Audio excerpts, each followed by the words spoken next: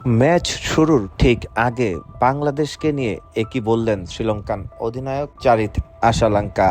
তিনি সংবাদ সম্মেলনে বলেছেন যে আমরা জানি বাংলাদেশ এবং শ্রীলঙ্কার খেলা খুবই মনোমুগ্ধকর, এটি আরও একটি নাগিন ডার্বি খেলা, কিন্তু আমাদের বুঝতে হবে যে আমরা কার সাথে খেলছি।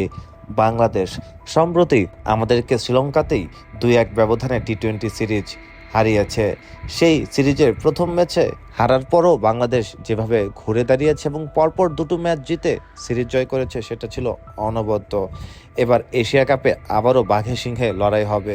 গত কয়েক বছরের উত্তেজনা, উত্তাপ, উৎকণ্ঠা সবই তুঙ্গে ছিল বাংলাদেশ এবং শ্রীলঙ্কার ম্যাচকে ঘিরে। কাজী চারিত আশালঙ্কা আরও বলেছেন, আমরা সবাই জানি বাংলাদেশ সম্প্রতি অনেক ভালো ক্রিকেট খেলছে। আমরা কিছুদিন আগেই শ্রীলঙ্কাতে তাদের কাছে সিরিজ হেরেছি, যদিও সিরিজ হেরেছি, আমার মনে হয় আমরা ভালো ক্রিকেট খেলতে পেরেছিলাম। আমরা বেসিক এবং প্ল্যান ঠিক রাখতে চাই এবং সেগুলো কাজে লাগাতে চাই। তখন সাংবাদিকরা বলল যে এখন বাংলাদেশ শ্রীলঙ্কা ম্যাচ মানে অন্যরকম একটি উত্তাপ।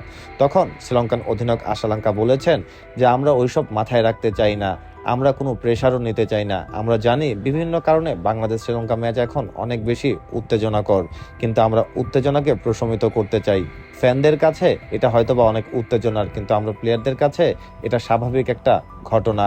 আমরা ভালো ক্রিকেট খেলতে চাই, তবে বাংলাদেশ আমাদেরকে অনেক কঠিন পরীক্ষা দিবে, সেটি নিয়ে কোনো সন্দেহ নেই।